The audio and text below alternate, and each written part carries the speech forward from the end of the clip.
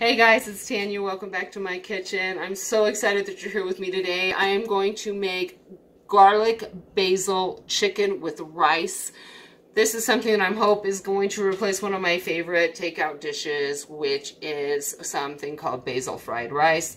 I'm hoping for similarities. I have no intention of frying the rice, so we'll see what we get, but either way, I'm pretty sure it's going to be delicious. I'm cooking this today in my new gadget. This is a VitaClay. I hadn't heard of one either. If you haven't, don't worry about it. I didn't know about it. Bounced over to the website, learned about it, thought I have to have this thing. Found out it was $100 off plus another 10% because I'm a new customer, and I thought, I'm doing it. So ordered it up and it got here, and super excited to share that with you today. I'm not going to go into a lot of details. I'm going to put a link below. Guys, this isn't a sales pitch for them. Haven't really used it much. Don't know if I'm going to love it. Not trying to tell you you should buy one. Just informing you that this thing exists. I hope it's going to be as awesome as they make it out to be. And if you want more information, there will be a link below so that you can get that, okay? What I loved about it is that you're going to cook in organic unglazed clay, which does not have any dangerous coatings, no toxins to leak out. Even with stainless steel, guys, when you cook something acidic, you can get metal that leaches into your food. So if you're making spaghetti sauce in your Instant Pot, chances are there is some metal that's leaching into your food. It's fast, like an Instant Pot, but doesn't use the same method. It's not going to be as fast as the Instant Pot. And I don't know that it gets hot as fast as the Instant Pot. So I wouldn't advise you to put anything frozen in here unless you find something on VitaClay's website that it says that would be okay. I haven't researched that yet. So let's get cooking. I'm going to move this down just so you can kind of see what I'm doing. This is a recipe that I sort of kind of invented, adapted. They have something similar on the VitaClay website, although I wasn't fond of a lot of the ingredients, so I did change them. So it's not really their recipe anymore. It just gave me some, I guess it was inspiration. It was inspiration for this recipe.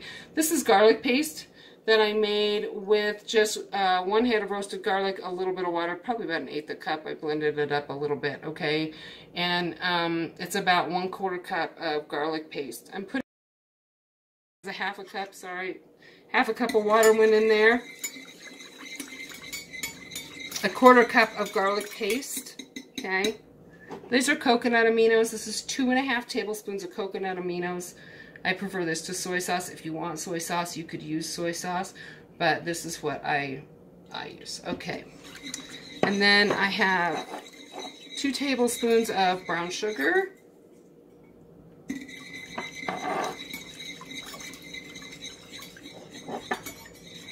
2.5 tablespoons of chopped Serrano pepper. I did leave the seeds in. I hope it won't be too hot. We'll see.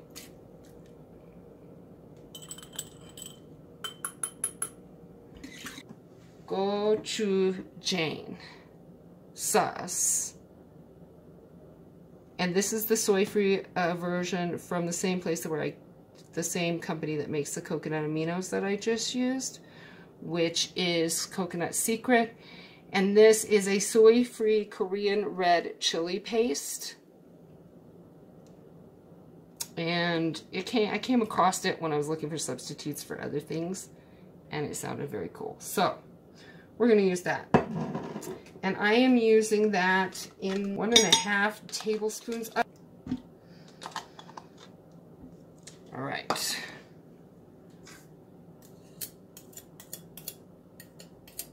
Before I put the basil or the chicken in, I want to stir this up because I want to make sure that the other stuff is not just clumped up in there and that it's not going to be.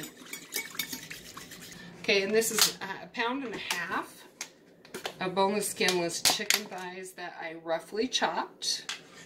And we're just going to dump that in there. And I'm going to coat the chicken in that sauce. I want to make sure that it's got it on all the chicken. And then here's my basil, guys. This is 1.5 cups of fresh basil leaves that I sliced thinly. I want to be able to get them in all your bites. You don't just want big chunks of basil because then it wouldn't really spread the flavor evenly. So dump that in. And then I'm going to stir it up. Again, you could do all this in your Dutch oven on your stove. I would advise more water. I used 3/4 cups of water. And I think that's going to be enough in here. But on the stove, you might need to start with 1 cup. And again, watch it and see how it does.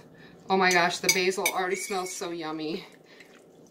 It just is like, Okay, and then, oh, I almost forgot, but let's not, because this is one of our most important ingredients, guys. This is 2.5 tablespoons of coconut oil. And coconut oil it's so good for us, you guys. If you're using oil, try and make a coconut oil. Coconut oil is antiviral, it's antibacterial, it's antimicrobial, and it has the ability to boost both your metabolism and your immune system. So coconut oil it's like liquid gold, literally, you guys. And unless you're allergic to coconut, that is. But really, I would be adding this stuff to anything you can add it to. Plus, it's delicious. So we're gonna dump that in there. Again, that was 2.5 tablespoons of coconut oil. Okay, so lid on, and as you can see, it's just got little steam vents. They're very interesting. There's 4 of them. All right, and then I'm going to plug it in. And we're going to have to hit the button. There we go. Steam fast. And no, I don't want 2 hours. I only want 1/2 hour. So that's actually 0.5 on the VitaClay. If you can see it blinking, it's 0.5, which is a little confusing at first. But once you get used to it, and then if you just leave it, it will start. I believe it will beep at me when it starts as well. I can feel it starting to heat up just a little bit.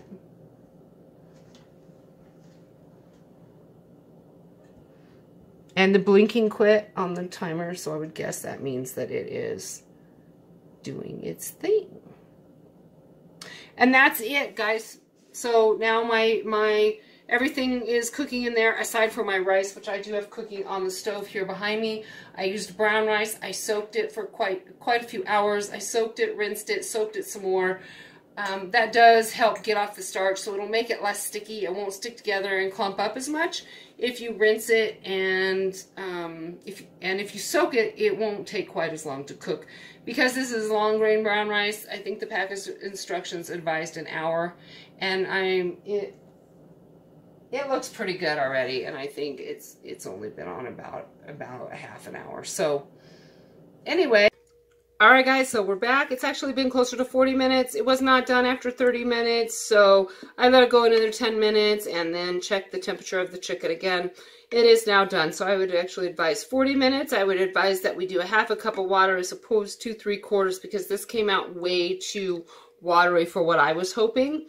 I also ended up adding about 1/2 teaspoon of salt because I gave it a taste, and it just didn't have enough flavor. I was afraid to over salt it with the coconut aminos plus salt, so I didn't do that initially, but it does need about 1/2 teaspoon of salt in my opinion.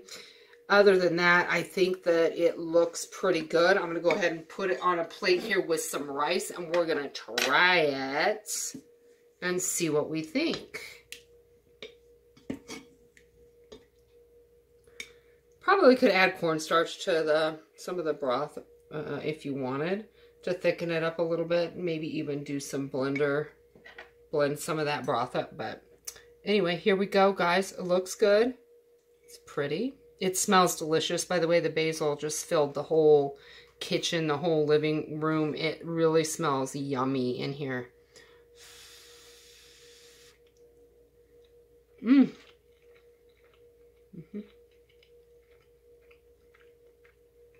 Very good, guys. I hope you try it. If you like this video, please hit the like button, subscribe, share with your friends, family, and eat well. Thank you so much. You're amazing. I love you all, and Enjoy!